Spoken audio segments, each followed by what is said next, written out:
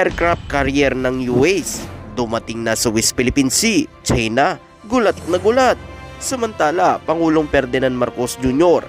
inatasan ang 42,000 na barangay sa buong Pilipinas na maglinis ng kanilang bakuran. Ito ang ating tututukan ngayong araw na ito. Saglit lang ito mga kababayan, kaya humanap na ng pwesto. Tara na, umpisan na natin ito.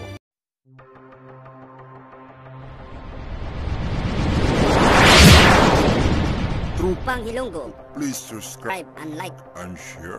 Ang West Philippine Sea ay isang bahagi ng South China Sea na matatagpuan sa kanlurang bahagi ng Pilipinas.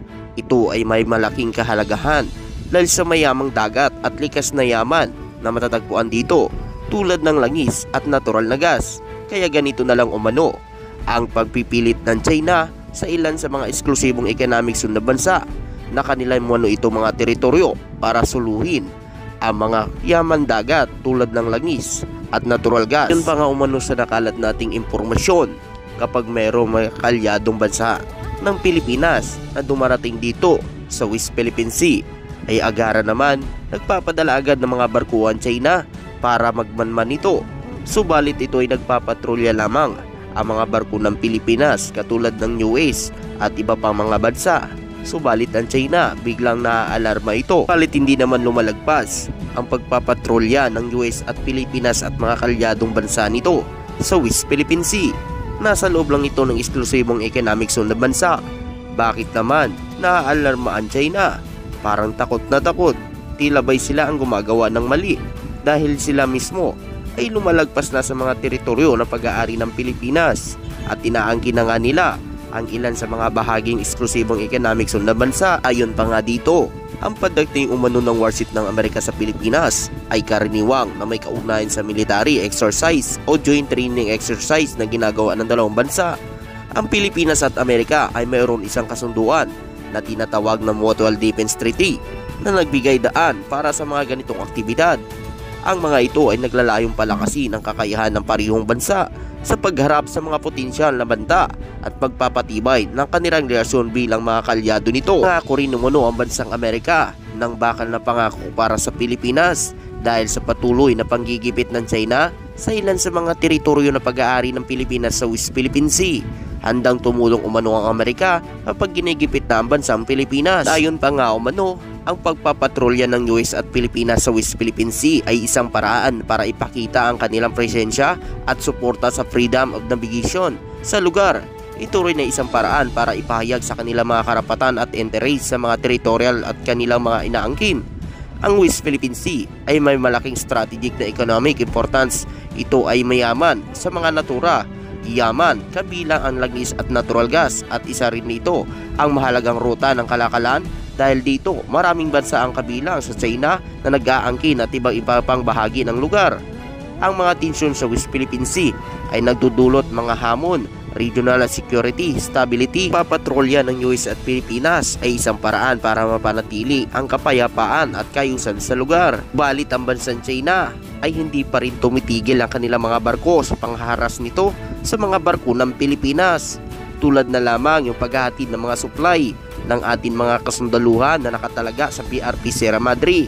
Hinaharas nito ng mga barko ng China ang maghahatid ng mga supply. Nabangga pa nga ang mga barko ng ating Philippine Coast Guard, ilagay sa panganib sa mga tripulante na sakay ng barko. Ayon pa nga umano sa nakalat nating impormasyon, ang PRP Sierra Madre ay isang lumang barko ng US na naging bahagi ng Philippine Navy.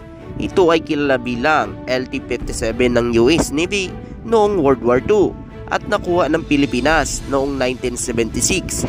Ngayon, ang PRP Sierra Madre ay nakaangkor sa Ayungin Shoal, isang lugar sa West Philippine Sea na may mahalagang strategic value. Ang barko ay ginagamit bilang isang permanenteng outpost ng Philippine Navy Marines para ipahayag ang soberanya ng Pilipinas sa lugar na iyon. Pa nga umano, pinapatanggal nga ng bansang China ang barkong Sierra Madre sa bansang Pilipinas dahil umano'y nangangalawang na ito. Subalit hindi pumayag si Pangulong Ferdinand Marcos Jr. dahil kapag tinanggal na ang PRP Sierra Madre sa Ayungin Shoal, mabilis nang gapangin ng bansang China ang Ayungin Shoal para makuha ito. Kaya ang Pilipinas mas lalo pang naninindigan na hindi ito kukunin at pagagandahin pa nga ang barkong Sierra Madre. At sa iba pang mga balita, una, nagpapasalamat tayo sa ating Pangulo sapagkat yung inilabas niyang memorandum circular, ito yung kapatid, kaduktong ng mga memorandum circular na inilabas din ng ating Secretary Benhar Abalos na merong talagang yung clean up day every Saturday, yung 42,000 barangay ay naglilinis na po yan. Pero ngayon, ang kaibahan ngayon dahil Pangulo na ang nag-utos ay kailangan hindi lang every Saturday. Dapat ang utos ng ating Secretary Benhar ay daily na at talagang i-educate ang tao, i-reform ang tao, baguhin yung mindset ng tao na huwag palaasan na may naglilinis sa kanilang harapan. Dapat tapat ko, linis ko, bahay ko, sinisegregate ko. Yan po ang gusto ng ating Secretary at pinamomonitor po niya sa akin yan sapagkat bilang Undersecretary for Barangay Affairs, yan po ang aking mandate. Kaya po ako dahil 35 years ako sa barangay, alam ko ang paraan, alam ko sistema kung paano paandarin, patakbuhin ang barangay, alam ko rin kung paano ito ay ipatupad at nagawa ko sa barangay ko lahat yan.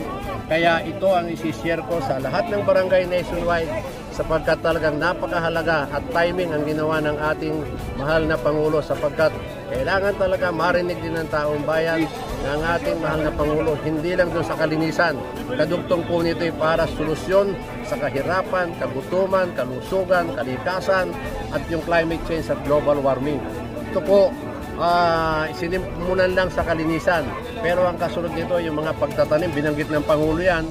Kaya dapat magsama-sama ang lahat ng mga barangay, magsama-sama ang lahat ng sektor, magsama-sama ang lahat ng iba't ibang ahensya ng pamahalaan sapagkat kailangan po ngayon ang pagkakaisa nating lahat. Kasi kung hindi po ngayon, kailan pa?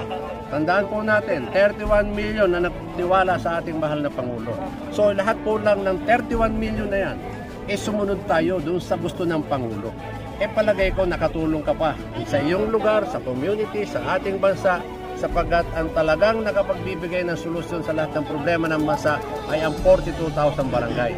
Ang barangay ay may structure na talagang iba ang mga tao dyan. Talagang iyan ay tubog sa paglilingkod. Sila yung first responder, frontliner pero underpaid, overwork ang mga barangay. Lahat ng ahensya ng gobyerno dumadaan dyan para i-implement ang kanilang mga programa. So, ganyan po kahirap ang mga barangay. Pero, dahil ito ay hutos ng ating Pangulo at ito naman talaga ang responsibilidad ng ating mga barangay, kailangan lang nila itong maisagawa, isapuso at nang ito po ay magtagumpay.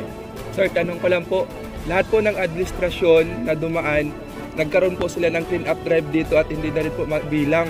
Ilang porsyento po na mapapanatili natin at mamimintin na yung kalinisan dito sa Basico dahil nga parati natin nakikita ganito ang Basico. Alam nyo itong Basico, ako sinisiguro ko dahil ang instruction po na Secretary Abalos, siguruhin mo Chito na yung coordination mo sa iba't ibang agency, lalong-lalo na sa Manila, sa MMDA, sa Kapulisan, at siyempre sa Barangay Captain.